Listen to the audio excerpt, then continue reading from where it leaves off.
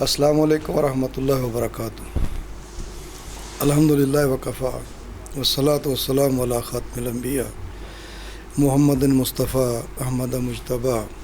نور الہدیٰ حبیبنا و حبیب رب کبریٰ وعلی آلہ و صحابہ اجمعین۔ بسم اللہ الرحمن الرحیم۔ ناظرین، پروگرام الف لام میم کے ساتھ میں ہوں آپ کا میزبان میاں ثناء اللہ۔ آج میرے ساتھ جو ہمارے معزز مہمان تشریف فرما ہے، میں ان کا تعارف کروا دیتا ہوں۔ ہمارے پہلے مہمان ہیں پروفیسر ڈاکٹر حافظ حبیب الرحمان صاحب۔ ڈاکٹر صاحب السلام علیکم۔ وعلیکم السلام۔ ہمارے دوسرے مہمان ہیں ڈاکٹر ضمیر اختر خان صاحب۔ ڈاکٹر صاحب السلام علیکم۔ وعلیکم السلام۔ دونوں مہمان ہمارے دینی علمی شخصیات ہیں، ڈاکٹر صاحب ماہر تعلیم بھی ہیں۔ ڈاکٹر ضمیر اختر صاحب ایک سماجی کارکن بھی ہیں، عالم دین بھی ہیں۔ پروگرام میں تشریف لائیں، دونوں کو خوش آمدید کہتے ہیں۔ ناظرین، آج ہماری گفتگو کا موضوع ہے بانیان پاکستان کا پاکستان اور ہم۔ جی ناظرین، بانیان پاکستان کا جب تذکرہ آتا ہے تو اس میں ہمیں دو نمایاں قداور شخصیات نظر آتی ہیں، علامہ محمد اقبال علیہ رحمت اور قائد اعظم علیہ رحمت۔ پہلی شخصیت جنہوں نے ایک تصور پیش کیا، دو قومی نظریہ دیا، کچھ خد و خال دیے، اور دوسری شخصیت جنہوں نے ان کو عملی جامہ پہنایا۔ دیگر شخصیات کا بھی ساتھ کام ہے، لیکن دو نمایاں بڑی شخصیات جو سامنے آتی۔ تو بانیان پاکستان نے پاکستان کیسے بنایا، سوال یہ پیدا ہوتا ہے، اور پھر یہ کس طرح کا پاکستان بنایا، یا کس طرح کا پاکستان وہ چاہتے تھے کہ بن جائے ہمارے بعد۔ تو اس کے لیے ناظرین سب سے پہلے ہمیں دیکھنا پڑے گا کہ خود بانیان پاکستان کیا تھے، ان کا اخلاق کیا تھا، ان کا کردار کیا تھا، وہ کس منہج پر تھے۔ شخصی کمزوریاں ہر ایک کے اندر ہوتی ہیں، اگر ان کو تلاش کرنا شروع کریں، خوردبین لگائیں، تو کہیں بھی آپ کو کوئی جگہ ایسا اپنے جسم کے حصے کو دیکھیں، کوئی حصہ ایسا نہیں بچے گا جہاں کیڑے مکوڑے نظر نہ آئیں۔ تو دوسروں کو خوردبین لگانے سے پہلے اپنے کو دیکھیں، اور پھر یہ دیکھیں کہ وہ کس اخلاق، کس اخلاص اور کس ذمہ داری کے ساتھ وطن عزیز پاکستان کی اس کشتی کو لے کر آگے نکلے، اور اللہ نے اس کو ایک منزل عطا کی۔ میں سمجھتا ہوں کہ جس عزم کا انہوں نے اظہار کیا اور جس بڑی ایک مہم کا آغاز کیا، یعنی پاکستان کا حصول کوئی چھوٹی بات تو نہیں تھی، اس کے لیے سب سے پہلی بات جس صبر کا مظاہرہ کیا، استقامت کا مظاہرہ کیا، جس اخلاص کا مظاہرہ کیا، جس رواداری کا مظاہرہ کیا، آج ہمارے اندر اس کا فقدان نظر آتا ہے۔ آج جو میں نے عنوان رکھا ہے کہ بانیان پاکستان کا پاکستان اور ہم، تو ہمیں جائزہ لینا ہے اس آزادی کے موقع پر کہ وہ شخصیات جن کو ہم دیکھتے ہیں، جن کے ہم دن مناتے ہیں، جن کے ساتھ پاکستان کو منسوب کرتے ہیں اور ہونا بھی چاہیے، لیکن ہم عملی طور پر اپنے اعمال کے اندر دیکھتے ہیں کہ پاکستان کو جن چیزوں نے مستحکم کرنا تھا، استحکام کی طرف لے کر کے جانا تھا، اس کے اندر تو ہمیں رواداری چاہیے، اس کے اندر ہمیں اخلاص چاہیے، اس کے اندر برداشت چاہیے، اس کے اندر ہمیں دوسروں کو ساتھ لے کر چلنا چاہیے۔ اس کے برعکس اگر ہم ضد، انات، ہٹ دھرمی، بغض، کینہ پروری، عدم برداشت جیسی بد اخلاقیوں کا شکار ہوں گے، تو یقین جانے ہم ہی نہیں، کوئی بھی قوم، جو بھی قوم دنیا کے نقشے پر دیکھ لے، ان اوصاف کی حامل ہوئی ہے، اس کو اپنا وجود برقرار رکھنا مشکل ہو گیا ہے۔ آج میں سمجھتا ہوں ہمارے دونوں اسکالرز بھی رہنمائی فرمائیں گے ہماری، کہ اس موقع پر ایک تجدید کرنے کا، عہد کی تجدید کرنے کا وقت ہے کہ ہم بانیان پاکستان کے پاکستان کو سامنے رکھیں، اور پھر اپنے رویوں کا جائزہ لیں، اور اپنے رویوں کے اندر ان تبدیلیوں کو لانے کا آج سے عہد کر لیں کہ ہم نے اپنے اخلاق کو اس منہج پر لے کر جانا ہے بحیثیت مسلمان، جو ہماری ذمہ داری ہے، جس اخلاق کا تعین قرآن مجید، فرقان مجید نے کر دیا، جس کے عملی نمونے نبی علیہ الصلوۃ والسلام نے پیش کر دیے، اور جس کے مظاہر آنے والے تمام مسلمین نے ہمارے سامنے رکھے، اور تبھی وہ اپنی تحریکوں کو کامیاب کرنے میں کامیاب ہوئے۔ تو میں سمجھتا ہوں کہ پاکستان کا اللہ حامی و ناصر ہے، اور اس کو مستحکم کرنے والی بھی وہی ذات ہے، لیکن ہمیں اپنا جائزہ لیتے رہنا چاہیے۔ ڈاکٹر صاحب کیا کہتے ہیں آپ؟ تمہیدی کلمات میں میں نے سخت بات تو نہیں کر دی کہ بانیان پاکستان کا پاکستان اور ہم کیا کہتے ہیں؟ بسم اللہ الرحمن الرحیم۔ بہت شکریہ، آپ نے بہت خوبصورت گفتگو سے آغاز کیا ہے، اور بالخصوص 14 اگست کو جس انداز میں یوم آزادی منایا جاتا ہے وہ بھی ایک بہت ہی اہم موضوع بحث ہے، لیکن سب سے پہلے ہم اللہ تبارک و تعالیٰ کا لاکھ لاکھ شکر ادا کرتے ہیں کہ 14 اگست 1947 کو یہ مسلمانوں کے لیے اور بالخصوص مسلمانان پاکستان کے لیے ایک بڑا تاریخ ساز دن تھا، اور اس وقت سب سے بڑی اسلامی مملکت وجود میں آئی جو نظریے کی بنیاد پر اور ایک بہت بڑے اعلیٰ اور عرفہ نسب العین کی بنیاد پر ایک مملکت وجود میں آئی، اور جس میں مدینہ منورہ کی ہجرت کے بعد بہت بڑی ہجرت اس پاکستان کی طرف کی گئی، لازوال قربانیاں دی گئیں، لیکن بدقسمتی سے جب یہ دن آتے ہیں تو ایک طبقہ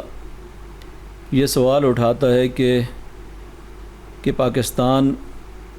کسی نظریے کے لیے اور اسلام کے نفاذ کے لیے نہیں بنا تھا، بلکہ اس وقت کے جو معاشی حالات تھے ان کی بنیاد پر یہ ساری تحریک چلی تھی، اور اس ریاست کو کوئی اسلامی ریاست نہیں ہونا چاہیے بلکہ ایک سیکولر اسٹیٹ ہونا چاہیے، اور بڑے بڑے اشتہار اس بات کے دیے جاتے ہیں کہ پاکستان ایک اسلامی ریاست یا سیکولر اسٹیٹ۔ اس حوالے سے نوجوان نسل کے ذہنوں کو پراگندہ کیا جاتا ہے، تو ضرورت ہے اس چیز کی کہ ہم اس عہد و پیمان کی تجدید کریں کہ جس عظیم مقصد کے لیے یہ لازوال قربانیاں دی گئی تھیں، جس نظریے کے لیے، جس اعلیٰ اور عرفہ نسب العین کے لیے، اس کی تجدید بھی ہو جائے اور نوجوان نسل کے ذہن میں وہ مقصد بھی تازہ ہو جائے۔ تو یہ عنوان بھی آپ نے بہت اچھا رکھا کہ بانیان پاکستان کس قسم کا پاکستان بنانا چاہتے تھے، ان کے پیش نظر کیا مقاصد تھے۔ آج بھی وہ چیزیں تاریخ کا حصہ ہیں کہ علامہ اقبال کا خطبہ الہٰباد اور بانی پاکستان قائد اعظم محمد علی جناح رحمۃ اللہ علیہ نے مختلف اوقات میں جو ارشادات فرمائے کسی سے ڈکے چھپے نہیں ہیں، جی، لیکن بعض اقتباسات جو ایک یا دو ہی ہیں جن کو ایک سیکولر طبقہ سیاق و سباق سے کاٹ کر اس انداز میں پیش کرنے کی کوشش کرتا ہے کہ یہ کوئی مذہبی ریاست کے لیے انہوں نے یہ جد و جہد نہیں کی تھی اور نہ مسلمانوں نے یہ کی ہے، جی، بلکہ یہ ایک سیکولر اسٹیٹ کے لیے تھی، اور ان کے پیش نظر یہ تھا کہ یہاں تمام کے تمام لوگ جو ہیں وہ یکساں انداز کے اندر رہیں اور کوئی مسلمان غیر مسلم کی کوئی تفریق بھی نہیں ہوگی، اور نہ غیر مسلم دوسرے درجے کے شہری بن کر یہاں پر رہیں گے۔ تو ان چیزوں کی انہوں نے بڑی نفی کی۔ تو بنیادی طور پر اس ایک نقطے پر میں بات ابھی ختم کرتا ہوں کہ جس چیز کی نفی قائد اعظم رحمۃ اللہ علیہ نے کی ہے وہ پاپائیت کی اور تھیوکریسی کی نفی کی ہے کہ ہم کوئی ایسی اسٹیٹ نہیں بنانا چاہتے۔ اس ایک نقطے سے پورا ایک پروپیگنڈا کیا جاتا ہے کہ گویا کہ بانی پاکستان کے پیش نظر جو ہے وہ کوئی ایسی ریاست نہیں تھی جس کی بنیاد جو ہے وہ اسلامی نظریے پر ہو، اسلامی اصولوں پر ہو۔ تو بہت سے ایسے مواقع ہیں جہاں پر انہوں نے کھل کر اس بات کا اظہار بھی کیا ہے۔ جی، بہت اچھا ڈاکٹر صاحب، آپ نے قائد اعظم علیہ رحمت کے اوپر جو میں سمجھتا ہوں کہ کیچڑ اچھالنے والے ہیں، یہی کہا جا سکتا ہے کہ جو اپنے آبا و اجداد کو برا بھلا کہنے والے ہوں، جو اس بات کو بھول جائیں کہ یہ گھر مجھے کس نے بنا کر دیا ہے، وہ اس کے نقشے پہ بعد میں جو ہے وہ نکتہ چینی کرتے رہیں، اس کی اینٹوں اور سریے پہ نکتہ چینی کرتے رہیں، اور اس بات کو بھول جائیں کہ قربانیاں کتنی دے کر بنایا گیا ہے۔ اور جو بات میں نے شروع میں کی ہے، اصل مسئلہ وہ ہے کہ آج دیکھیں کہ ہر بندہ جو ہے وہ اپنی نوعیت کا ایک پاکستان بنانا چاہتا ہے، اور جب اس کی اپنی سوچ اور فکر کا پاکستان سامنے نظر نہیں آتا، وہ تشدد پر اتر آتا ہے، وہ خون ریزی پر اتر آتا ہے، وہ کہتا ہے کہ بس سب جھوٹے ہیں، میں ایک سچا ہوں، اور میری بات اگر مانیں گے تو پاکستان ہے، اگر میری بات نہیں مانیں گے تو کوئی پاکستان نہیں ہے۔ تو یہ جو رویے ہیں یہ تو ہمیں بانیان پاکستان سے نہیں ملتے، لیکن انہوں نے تو اس ہندو معاشرے کے ساتھ بھی ایک رواداری کا سلوک کیا۔ اگر ان کے اندر عدم برداشت ہوتی یا ان کا اپنا اخلاق اس پیمانے کا نہ ہوتا تو کیا کبھی ہندو اس بات کی خواہش کرتے کہ ہمارے پاس بھی ایک محمد علی جناح ہوتا؟ یہ یعنی آج ہم نے پاکستان کو بانیان پاکستان کے اس سے ہٹ کر ہر فرد نے یا مختلف جو چھوٹے چھوٹے گروہ ہیں انہوں نے یہ سوچا کہ پاکستان کا جو تصور ہمارے سامنے ہے نا یہ ہونا چاہیے بس، اور اگر اس کے مطابق نہیں ہے تو پھر یہ نہیں ہے، پھر اس کے لیے وہ ہر حد پار کرنے کی تیار ہے۔ اس کا نتیجہ کیا ہے؟ اس کا نتیجہ پھر وطن کے اندر انارکی ہے، اس کا نتیجہ پھر بہت سے لوگوں کا دشمن کے ایجنٹ بن کر پاکستان کو کمزور کرنا ہے، سرحدوں کو کمزور کرنا ہے، پاکستان کی سرحدوں کے محافظین کے اوپر حملے کرنا ہے۔ یہ ساری کی ساری عدم برداشت یہ کہاں سے آتی ہے؟ یہ اس وقت آتی ہے جب ہم بانیان پاکستان کے پاکستان کو سمجھتے نہیں ہیں۔ کیا کہتے ہیں ڈاکٹر صاحب؟ بسم اللہ الرحمن الرحیم۔ جزاک اللہ میاں صاحب، اور موضوع بھی بہت عمدہ ہے، بانیان پاکستان کا پاکستان اور ہم۔ جی تو آپ نے اشارے کر دیے ہیں، بڑا آسان ہو گیا ہمارے لیے بات کرنا کہ لوگوں نے قائد اعظم کو یا علامہ اقبال کو یا دیگر بانیان پاکستان ان سب کو اپنے تصورات کی روشنی میں دیکھنا شروع کیا ہے۔ میں پہلے ایک تصور قائم کرتا ہوں، میں کسی ازم سے متاثر ہوں، جی میری جو بنیادیں کہیں اور ہیں، جی اپنے نہ اپنے تاریخ کے ساتھ وابستگی ہے، نہ اپنا کوئی نظریہ ہے، نہ اللہ رسول ہمارے لیے کوئی رہنمائی کا ذریعہ ہے، جی جی تو پھر ظاہر ہے اپنے تصورات خود ساختہ بنا کر تو علامہ اقبال کو بھی اسی اینک سے دیکھتے ہیں اور قائد اعظم کو بھی اسی طرح سے جو ہے ہم ملاحظہ کرتے ہیں۔ حقیقت یہ ہے کہ یہ مسلمانوں نے بر عظیم جس کو ہم پاک و ہند کہتے ہیں، ان کی اتنی خوش نصیبی تھی کہ جب یہ آزادی کی تحریک چلی ہے تو ہمیں معلوم ہے کہ دنیا میں دیگر ممالک میں اور ذرائع اختیار کیے گئے آزادی کے لیے،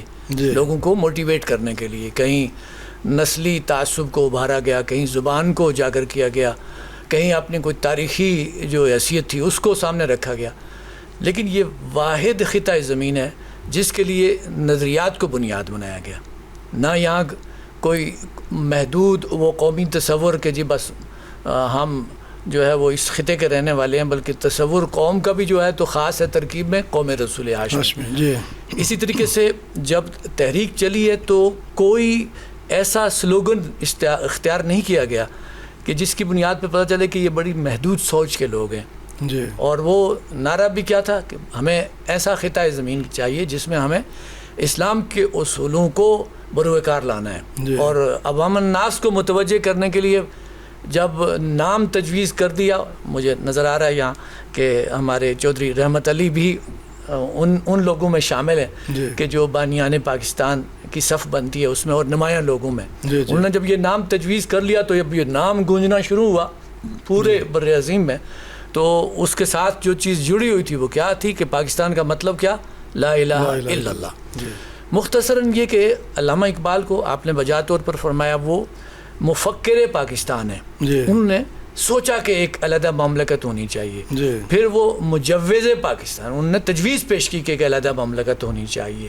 پھر اس کے نظریے کو جو ہے اجاگر کیا اور بتلایا کہ یہ جو اسلام ہے یہ ایک نظریہ حیات ہے، یہ محض محدود معنی میں کوئی مذہب نہیں ہے کہ جس میں چند رسومات کی ادائیگی ہو، یہ انفرادی معاملات کے ساتھ اجتماعیت کو بھی اپنے حصار میں لیتا ہے۔ چنانچہ ان کا خطبہ الہ آباد کا حوالہ آیا تو اس میں جس چیز کو انہوں نے اجاگر کیا وہ یہی تھا کہ اگر ایک مملکت ہمیں مل جاتی ہے تو وہاں ہم اسلام کا جو روشن چہرہ جو دور ملوکیت میں جس کے اوپر پردے پڑ گئے تھے ان پردوں کو ہٹا کر تو وہ چہرہ دنیا کو ہم دکھلائیں گے کہ یہ ہے ہمارا اسلام جس میں وہ کائناتی اصول ہیں، جس میں بندے اور اس کے خالق کے درمیان میں کوئی پردے حائل نہیں ہو سکتے، نہ یہ کوئی ملوکیت ہوگی، نہ یہ کوئی نام نہاد بے لگام جمہوریت ہوگی، یہ اللہ کے اصولوں پر دی ہوئی ایک ریاست ہوگی۔ اچھا، اس چیز کو پھر قائد اعظم تک پہنچانے میں بھی علامہ اقبال کا کردار ہے۔ علامہ اقبال کو یہ خصوصیت حاصل ہے کہ وہ ترجمان قرآن ہے، بڑے بڑے لوگوں نے ماشاءاللہ ان کو خراج تحسین پیش کیا ہے، اور اس میں کوئی شک نہیں ہے کہ دین کے بڑے دقیق مسائل کو جس طریقے سے علامہ اقبال نے سمجھا ہے ہمارے بڑے بڑے علماء اس کا اعتراف کرتے ہیں۔ ہمارا ایک مکتبہ فراہی ہے، اس کے ایک بڑے نمایاں عالم مولانا اصلاحی صاحب، وہ بعض اوقات قرآن کی تفسیر کے حوالے سے مان کرتے تھے کہ میں نے بعض مقامات کو خصوصی طور پر سمجھا ہے، لیکن جب علامہ اقبال کا انہوں نے مطالعہ کیا تو وہ کہتے ہیں مجھ سے پہلے علامہ اس پر رائے دے چکے ہیں، اور وہ حیران ہوتے ہیں کہ یہ نابغہ روزگار شخصیت کتنی اللہ نے اس کو بصیرت دی ہوئی تھی۔ تو علامہ کی اس خصوصیت نے متاثر کیا قائد اعظم محمد علی جناح کو، اور اس میں کوئی شک نہیں ہے کہ قائد اعظم محمد علی جناح ایک بہت ہی عمدہ شخصیت، بڑی کھری شخصیت کے مالک، دو ٹوک بات کرنے والے، کوئی بے روپیے نہیں تھے، اور بلکہ جو آج کل اپنے تصورات کے مطابق قائد اعظم کو ڈھالنا چاہتے ہیں، ایسے لوگوں کو اپنا چہرے دیکھنا چاہیے آئینے میں کہ یہ کس منہ سے ان کی بات کرتے ہیں۔ وہ اتنے اصولی آدمی تھے کہ جب تک علامہ اقبال سے ان کا انٹریکشن نہیں ہوا وہ متحدہ ہندوستان کی بات کرتے تھے، ہندو مسلم یونٹی کے علمبردار تھے، بلکہ خود ہندوؤں نے ان کو جو لقب دیا تھا وہ کیا تھا؟ Ambassador of Hindu Muslim unity. لیکن بعد ازاں جب ان پر حقیقت منکشف ہوئی اور ہندو کی تنگ ذہنیت کا بھی ان کے سامنے مظاہرہ ہوا تو ببانگ دول انہوں نے اس کا اظہار کیا کہ ہندو اور مسلمان دو الگ الگ قومیں ہیں، دو الگ الگ شناخت رکھنے والی جو قومیں ہیں، ہم ایک کبھی نہیں ہو سکتے۔ اور بڑے سادہ انداز میں انہوں نے کہا ہندو جس چیز کو اپنا معبود سمجھتا ہے ہم تو اس کو ذبح کر کے کھاتے ہیں، تو یہ کیسے ایک ہو سکتے ہیں؟ تو واقعتاً یہ ہے اصل میں قائد اور علامہ اقبال کا پاکستان کے، جس کی بنیاد اسلام کے اندر گہری اتری ہونی چاہیے، اور اگر اسلام نہیں ہے پاکستان کا جواز نہیں ہوگا۔ پاکستان کے استحکام کے لیے بھی اسلامی نظریہ حیات، اور یہ بانیان پاکستان کے ساتھ وفاداری کا تقاضا ہے کہ ہمارے سٹیک ہولڈرز اس کو تسلیم کریں، اور جو سیاست کی دنیا میں لوگ ہیں ان کو بھی ہم یہ ریکویسٹ کریں گے، درخواست کریں گے کہ آپ اپنی سیاست کی بنیاد دین اور اسلام پر رکھیں۔ انبیاء نے سیاست کی ہے، آپ وہ مکیاولی سیاست اور یہ جو مغربی سیاست ہے اس کے کیوں دریازہ گری کرتے ہیں؟ آپ ادھر آپ کے پاس بڑا وسیع میدان ہے، یہاں سے استفادہ کریں۔ تو انشاءاللہ وہ پاکستان آپ نے شکوہ کیا ہے کہ ہم تو واقعتاً ہماری حالت بڑی ناگفتہ بے ہے، لیکن بانیان پاکستان کی چونکہ فکر موجود ہے تو انشاءاللہ اس کی طرف بڑھیں گے تو ہم کہہ سکیں گے کہ ہم اسی راہ پہ ہیں انشاءاللہ۔ مزید بات کرتے ہیں، آپ سران میں لیتے ہیں ڈاکٹر صاحب۔ ابھی ڈاکٹر صاحب نے یہ سلوگن کا تذکرہ کیا ہے، سلوگن تو شروع سے ادارہ بچوں کو پڑھایا جاتا ہے، بتایا جاتا ہے پاکستان کا مطلب کیا، لا الہ الا اللہ۔ اب لا الہ الا اللہ کے اندر تو ساری چیزیں شامل ہیں، پوری زندگی نظام حیات شامل ہے۔ جس بات پہ میں نے فوکس کیا زیادہ، ہماری اخلاقیات ساری اس کے اندر ہیں، عبادات اس کے اندر ہیں، معاشرت معیشت سب کچھ اس کے اندر ہے۔ یہ خالی نعرہ ہی نظر آیا ہمیں، یعنی اس کا جو اصل مفہوم اور مقصد تھا جو میرے خیال میں بانیان پاکستان نے تو سمجھ لیا اور انہوں نے اس طرف قدم بڑھا دیا، ٹھیک ہے جی، لیکن بعد میں آنے والوں نے میرے خیال میں اس کو سرحد پہ چھوڑ دیا اور خود سرحد سے آگے ادھر آ کر بستیاں بسا لیں، اور آج نوجوان نسل کو بالخصوص یہ جو ہم کہتے ہیں نا جی یہ متشدد ہو گئے ہیں جی، یہ جناب بات نہیں مانتے ہیں جی، یہ جناب سوشل میڈیا پہ ولگیرٹی پھیلاتے ہیں جی، پاکستان کے خلاف باتیں کرتے ہیں جی، ٹھیک ہے نا جی۔ تو میرے خیال میں اصل مقصد تو یہی ہے کہ ہم نے وہ پاکستان کا مطلب کیا، لا الہ الا اللہ ان کے ذہنوں میں راسخ ہی نہیں کیا ابھی تک۔ کیا کہتے ہیں جی؟ بہت ہی درست تجزیہ کیا آپ نے کہ جس سلوگن کی بنیاد پر پوری تحریک اٹھی تھی اور جو نقشہ بانیان پاکستان کے ذہن میں کتنا واضح تھا، اس کا اندازہ میں آپ کو علامہ اقبال کے خطبہ الہباد سے 2-3 الفاظ کہ فرماتے ہیں کہ میں نے ایک سبق جو میں نے تاریخ سے سیکھا ہے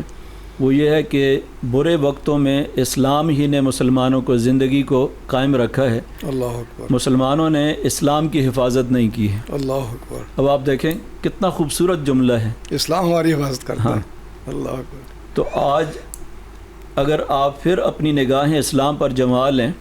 تو آپ کا وجود ہلاکت اور بربادی سے محفوظ ہو جائے گا. اب آپ دیکھ لیں کہ 1930 کے اندر کتنا واضح نقشہ تھا ان کے ذہن کے اندر، اور خاص طور پر جس وقت انہوں نے یہ گفتگو کی اس سے پہلے بھی پاکستان کے حوالے سے اور ایک نظریاتی ریاست کے حوالے سے ہندوؤں کی طرف سے کچھ اعتراضات اور تحفظات کا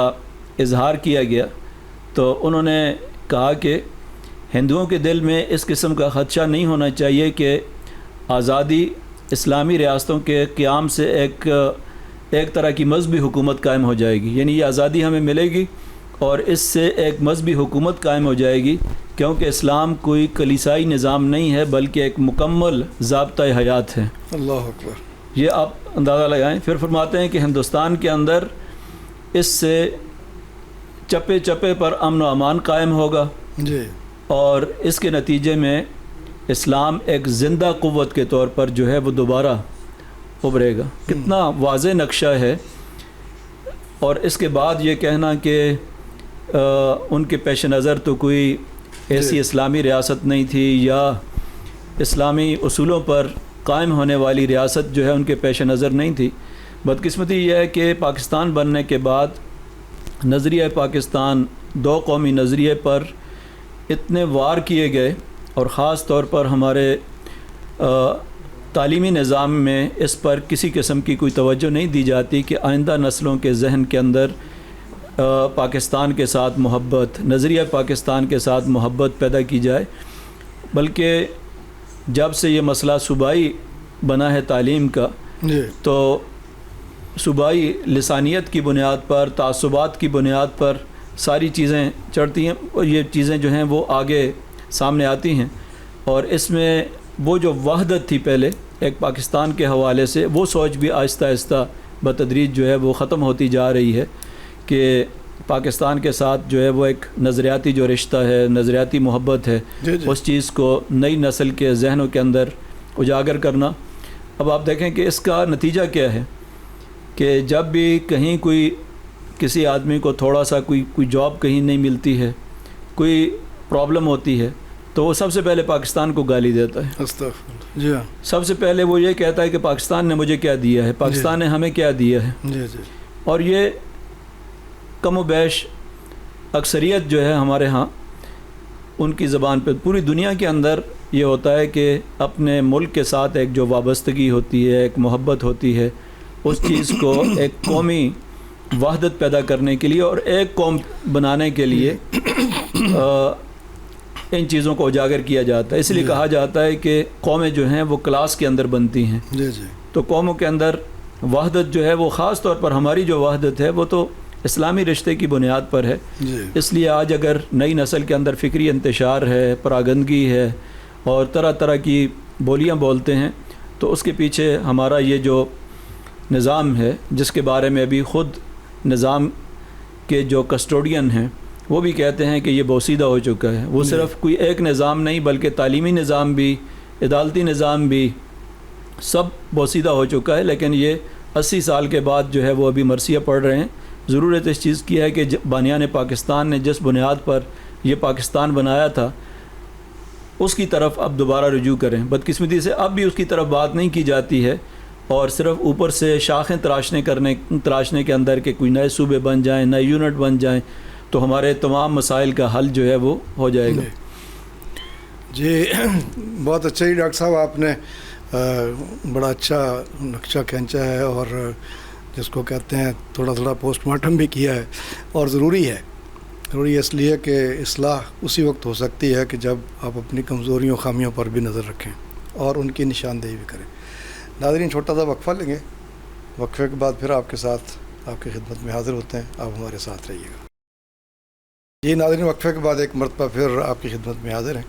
اور آج کا ہمارا موضوع بہت ہی اہمیت کا حامل ہے،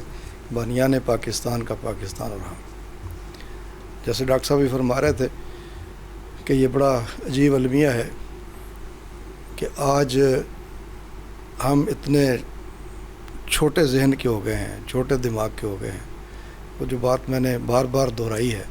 کہ وہ صبر نام کی چیز، وہ برداشت نام کی چیز، وہ ہمیں نظر ہی نہیں آتی، دور دور گئی۔ اور اگر بانیان پاکستان اس قسم کی کسی بے صبری کا مظاہرہ کرتے، اس قسم کی عدم برداشت کا مظاہرہ کرتے تو آج پاکستان نہ ہوتا۔ انہوں نے کس صبر کے ساتھ، کس تحمل کے ساتھ، کس برداشت کے ساتھ، کس رواداری کے ساتھ ایک عظیم منزل کو طے کیا ہے، اور کہیں شکوہ زبان پہ کسی کے نظر نہیں آیا، شکایت زبان پہ نظر نہیں آئی، اپنی رکاوٹوں کو حکمت کے ساتھ عبور کیا ہے۔ اور پھر دنیا کی تاریخ میں دیکھ لیجئے، دنیا کے ممالک کو دیکھ لیجئے، ڈاکٹر صاحب کہہ رہے ہیں کہ کون سا ملک ایسا ہے کہ جہاں 100% لوگ جو ہیں اپنی مرضی کی، اپنی پسند کی زندگی گزار رہے ہیں۔ وہ جو دور سے ہمیں بڑے چکا چوند نظر آتی ہیں، وہاں بھی آپ اندر جا کر کے دیکھیں تو آپ کو بہت سی چیزیں ایسی نظر آئیں گی کہ لوگ بڑے تنگ ہیں، معاشی حالات کی وجہ سے تنگ ہیں، غربت کی وجہ سے تنگ ہیں، یا اور بہت سے مسائل۔ سب سے بڑی بات یہ ہے جو ہمیں اللہ نے یہاں دی ہے، وہ آپ اپنے دین کے اوپر آزادی کے ساتھ عمل کرتے ہیں، اور وہاں ایک غلامی کی زندگی ہے، اور اس کو دیکھتے نہیں۔ پھر الحمدللہ آج بھی وطن عزیز پاکستان کے اندر اس طرح کی صورتحال نہیں ہے، جو جہاں ہمارا نوجوان بھاگ کے جانا چاہتا ہے، وہاں جو بد اخلاقی کی ایک ویو، ایک لہر ہے، سمندر بہہ رہے ہیں بد اخلاقیوں کے، ہوائیں چل رہی ہیں بد اخلاقیوں کی، اور ان کے اندر وہ جا کے تیرنا چاہتے ہیں، تو ان کو پتہ ہونا چاہیے کہ اصل چیز ہمارے پاس ہمارا دین ہے، ہمارا اخلاق ہے، وہ پھر بھی وطن عزیز پاکستان کے اندر محفوظ ہے، روٹی آپ کو مل جائے گی۔ اور ڈاکٹر صاحب جیسے کہا کہ علامہ نے بہت پہلے جو کہہ دیا، اور حقیقت یہی ہے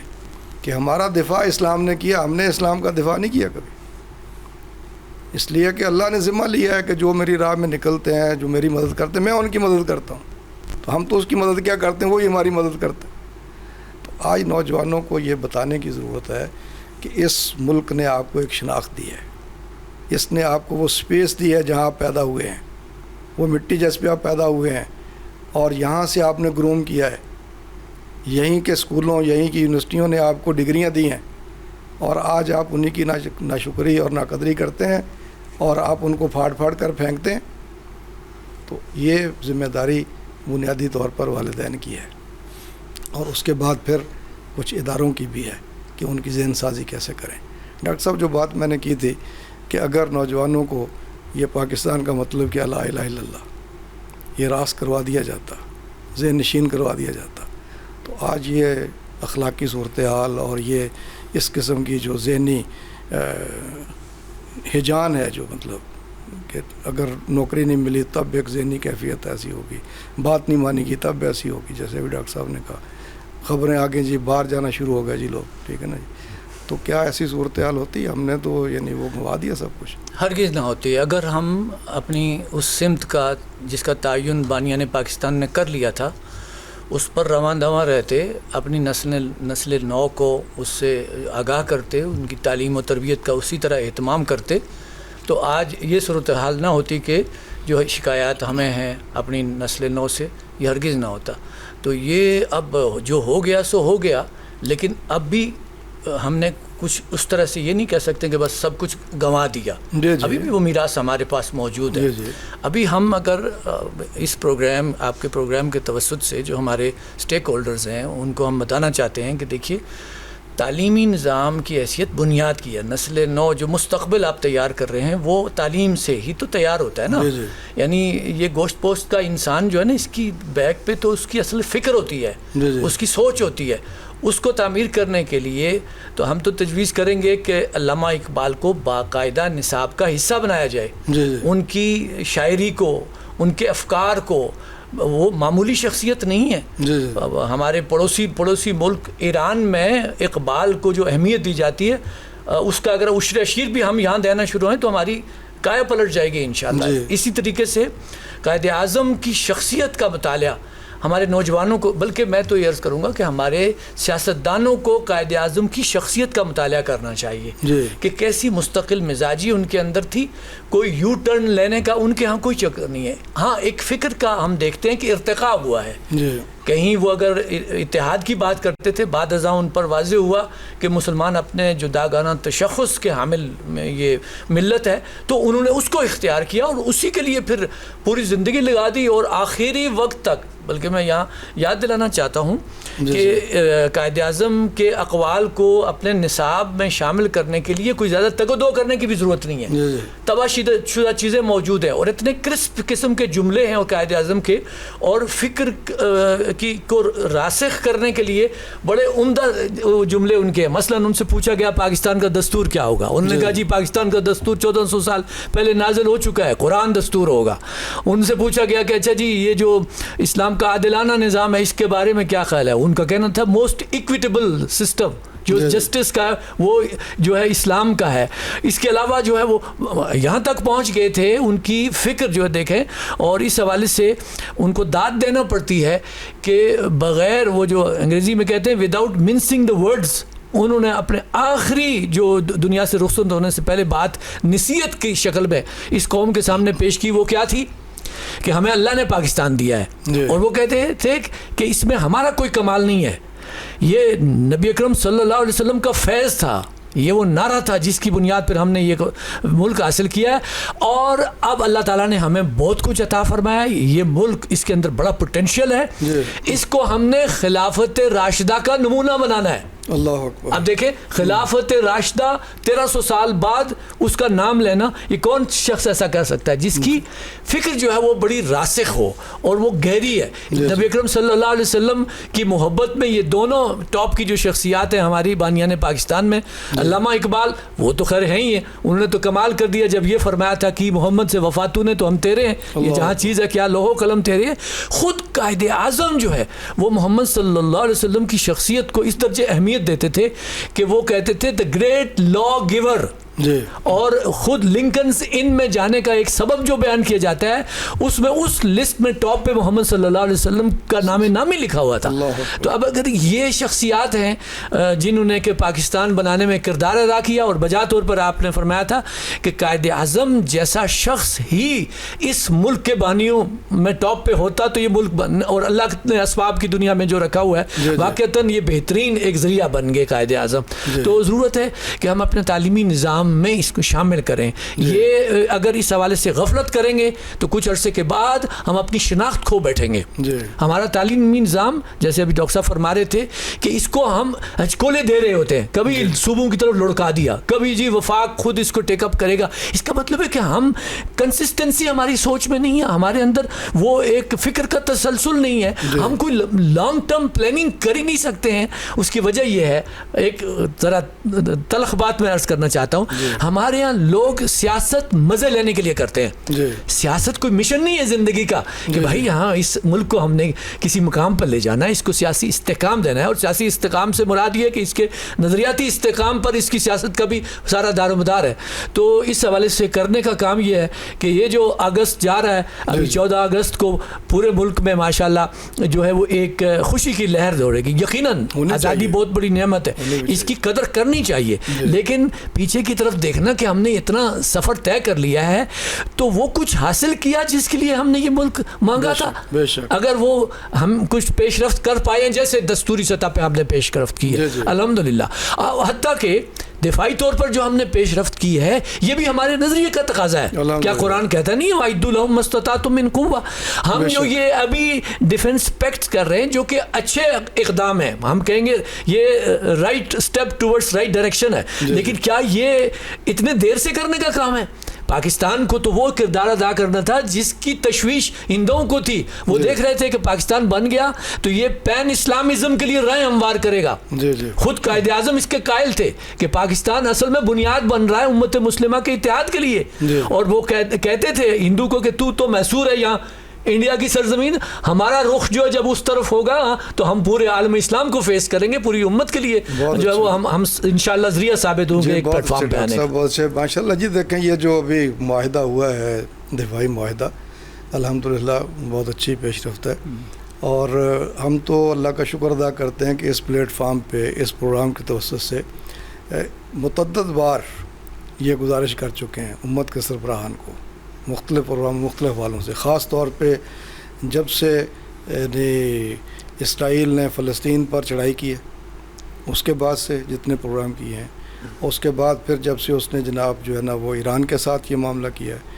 کہ امت اکٹھی ہوگی، ایک اپنا دفاع بنائے گی تو امت اپنا دفاع کر سکتی ہے۔ اور اس میں سمجھتا ہوں کہ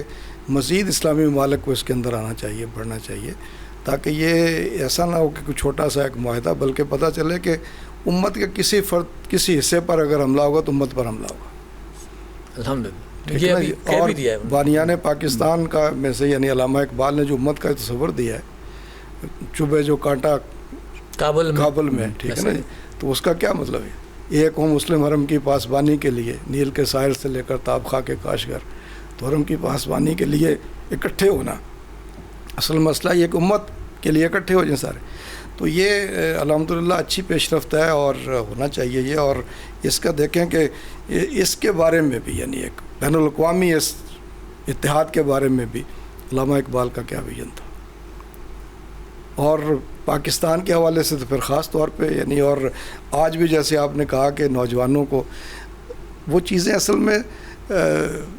سلیبس میں صرف خالی شامل کرنے سے نہیں بلکہ عملی طور پر جو اور بہت سی چیزیں ہم سکھاتے ہیں ان کو سکھانے کی ہیں بچوں کو، یعنی بچوں کو اگر شروع سے اگر ہم یہ سکھائیں گے کہ نہیں تیرا نشیمن کثرت سلطانی کے گنبد، تو شاہی ہے بسیرا کر پہاڑوں کی چٹان، تو اس کو پہلے وہ شاہین کا تصور دیں نا کہ کیا ہے، وہ ایک شاہین جیسا استاد سامنے کھڑا کرے نا اس کے، وہ میل ہو یا فیمیل ہو، تو بچیوں کا ایک ذہن تو کلیئر کرے نا پہلے، اور جب ان کو یہ ہم بتائیں گے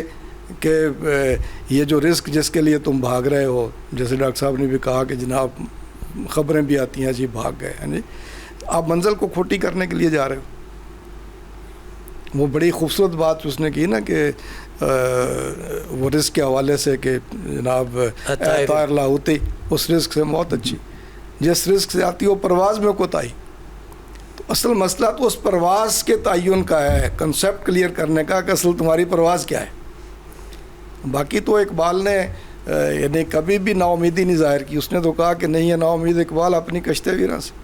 ذرا نم ہو تو یہ مٹی بڑی زرخیز ساکی۔ اور آج بھی اس موقع پر بھی میں سمجھتا ہوں اس آزادی کے دن پر بھی ہم پھر سے اگر عہد کر لیں، تجدید عہد کر لیں کہ ہم وہ سب کچھ بھول گئے، ہم ایک نئے دن کا آغاز کر رہے ہیں، اور اس دن کا آغاز ہم بانیان پاکستان کی اس فکر پر کر رہے ہیں جس فکر پر پاکستان بنا تھا، اور اس طرح کا پاکستان بنانے کے عزم کے ساتھ کر رہے ہیں جس طرح کا پاکستان بانیان پاکستان بنانا چاہ رہے تھے۔ ڈاکٹر صاحب ہو سکتا ہے ایسا؟ کیا کہتے ہیں؟ جی بالکل ممکن ہے۔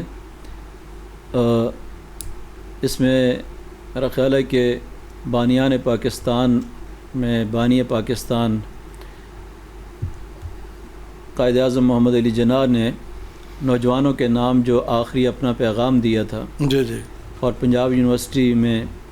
30 اکتوبر 1947 کو بہت خوبصورت عہد لیا نوجوانوں سے، جی،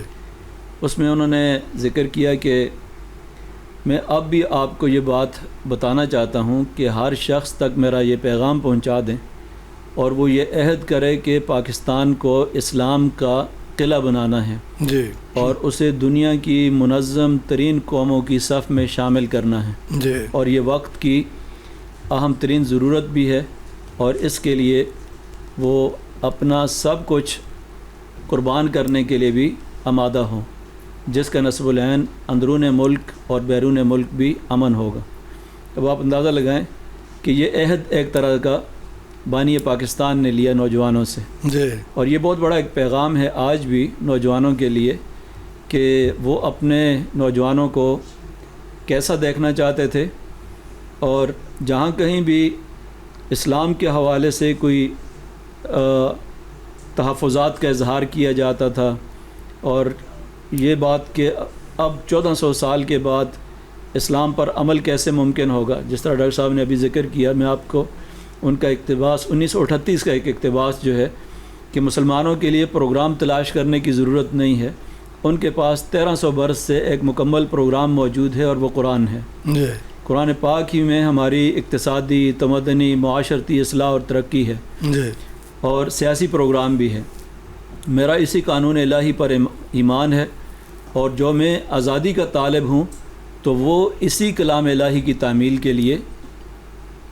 آزادی کا طالب بھی ہوں. جی. قرآن پاک ہمیں 3 چیزوں کی ہدایت کرتا ہے: آزادی، مساوات اور اخوت. بحیثیت مسلمان میں نے تینوں چیزوں کے حصول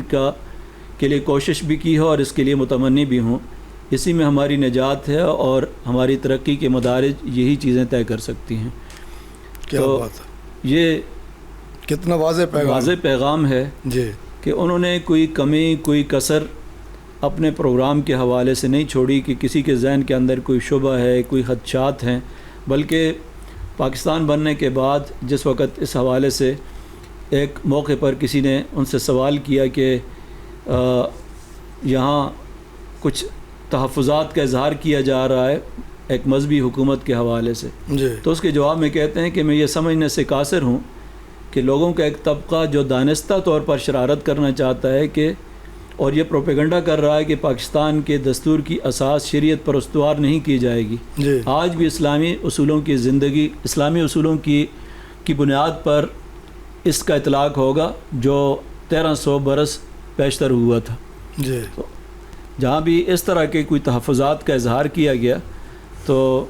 انہوں نے کوئی کمی اس حوالے سے نہیں چھوڑی. جس طریقے سے آپ نے اس موضوع کا انتخاب کیا ہے تو میرا خیال ہے کہ یہ ایک تصور کہ بانیان پاکستان نے انہوں نے اس تصور کو واضح کرنے کے اندر اور اس مشن کے حوالے سے جو ان کی کمٹمنٹ تھی اور اتنا کلیئر ان کا خواب تھا کہ یہاں اس کو ایک قلعہ بنانا بھی چاہتے تھے جی. اور نوجوانوں کو بھی آئندہ کے لیے اس چیز کا عہد لیا کہ آپ لوگ یہ عہد کریں کہ اس پیغام کو آگے دوسروں تک بھی پہنچانا ہے اور یہاں آپ لوگوں نے خود بھی اس کے لیے کوشش کرنی ہے. آج کیا عملی شکلیں ہو سکتی ہیں اس کی ہاں. کہ ہم اس مشن کی طرف آ جائیں جیسے میں نے کہا نا، بانیان پاکستان کا پاکستان اور ہم نے اپنا جائزہ تو لے لیا نا، تو ہم نے پلٹنا ہے نا اسی طرف. جی. آج میرا خیال ہے کہ اس کی سب سے زیادہ ضرورت اس بات کی ہے کہ شعوری طور پر اس مقصد سے وابستگی جب تک نہیں ہوگی اس وقت تک ہم ایک قدم بھی آگے نہیں بڑھ سکتے. اس لیے کہ ہمارے ملک کی باغ ڈور جن لوگوں کے ہاتھ میں ہے، ہمارا میڈیا، ہمارے چینلز آئے دن جس چیز کی ترویج کر رہے ہیں، جن چیزوں کی اشاعت کر رہے ہیں، جن چیزوں کے جو ان کی ترجیحات ہیں، ان میں پاکستان کا نظریہ، پاکستان کا نصب العین کہیں بھی نظر نہیں آتا. جی. ضرورت اس چیز کی ہے کہ ممبر اور محراب سے بھی، تعلیمی اداروں سے بھی، میڈیا سے بھی اور حکومت بھی خاص طور پر ان چیزوں کا اہتمام کرے کہ نچلی سطح سے لے کر اوپر کی سطح تک ہر جگہ اس چیز کے حوالے سے اویئرنیس پیدا کی جائے. اور اتنا ہی نہیں بلکہ آگے ایک باقاعدہ ذہن سازی کی جائے اس چیز کے لیے، تاکہ ہم بحیثیت مجموعی ایک قوم کی شکل میں اور ایک سامنے بلند نصب العین بھی ہو جی. اور ایک قوم کی شکل میں آگے بڑھ سکیں. ورنہ ہمارے لیے جو ہے وہ بغیر کسی اس طرح کی تعمیری سوچ کے آگے بڑھنا جو ہے وہ ناممکن ہو. جی ڈاکٹر صاحب لاسٹ 2-3 منٹ ہیں، کیا فرمائیں گے؟ جی بس یہ کہنے کی ضرورت ہے اور کرنے کی بھی ضرورت ہے جی کہ دیکھیں پاکستان جس مقصد کے تحت حاصل کیا گیا تھا اس کی طرف پیش قدمی کی جائے. جی. اس میں جو قدم اٹھائے گئے ہیں اس میں جو اچھی چیزیں ہوئی ہیں ان کی ستائش بھی کی جائے، ان کی آگاہی بھی ہو. مثلاً اس ملک میں متفقہ طور پر یہ طے کیا گیا ہے کہ یہاں اسلام کے نفاذ میں کوئی فرقہ جو ہے وہ آڑے نہیں ہے. جی. 31 علماء کرام مل کر وہ جو ہے اپنے انہوں نے 22 نکات طے کی ہیں، دستوری نکات. ان کی بنیاد پر دستور پاکستان بھی جو متفقہ ہے وہ بن گیا ہے. جی جی. اس کے علاوہ جو ہے وہ ہم نے ایٹمی طاقت بھی حاصل کر لی ہے. اب آگے کرنے کا کام یہ ہے کہ اندرون ملک اب استحکام کے لیے نظریاتی بنیادوں پر نسل نو کی تربیت اور اس میں خاص طور پر جو ذمہ دار ہیں اہل سیاست ہیں وہ اپنی ذمہ داری پہچانیں کہ وہ مسلمان ہیں جو نبی صلی اللہ علیہ وسلم کا کلمہ پڑھنے والے ہیں. وہ کیسے ایسی سیاست کر سکتے ہیں جس کا محض مقصد جو ہے وہ اپنے کوئی چند روزہ اقتدار اور اس کے مزے لوٹنا ہے. تو یہ نہیں، اس سے نکل کے ہمیں گریٹر جو کاز اس کے لیے کھڑا ہونا ہوگا. اور دنیا میں اس وقت جو ہم نے اللہ نے ہمیں پہنچا دیا ہے، عالمی قیادت کر رہے ہیں ہم کسی درجے میں، سفارتی اعتبار سے بھی اور ابھی دفاعی طور پر بھی، اس میں ہمیں اور پیش رفت کر کے سب سے پہلے اپنے پاکستان کو اسلامی پاکستان بنانا ہوگا. جی بہت اچھا. جی ناظرین، پروگرام کا وقت ہمارے ختم ہوا چاہتا ہے. بہت سی باتیں شاید اس میں اور آ سکتی ہوں، پھر کبھی کریں گے انشاءاللہ. جب تک زندگی ہے وطن انشاءاللہ قائم رہے گا قیامت تک. ہم نے ہمارے بعد آنے والے بھی انشاءاللہ اس کے استحکام کے لیے باتیں کریں گے اور مستحکم کرنے کی کوششیں بھی کریں گے. ایک چیز جو کسی بھی ملک کو مستحکم کرتی ہے اور ہمیں بھی اس کی ضرورت ہے، اور باریان پاکستان میں سے بھی ہمیں ان کی وہ چیزیں خاص طور پر نظر آئیں گی، وہ ہے قانون کا احترام. جتنی جس پر فوکس کیا قائد اعظم نے، میرے خیال میں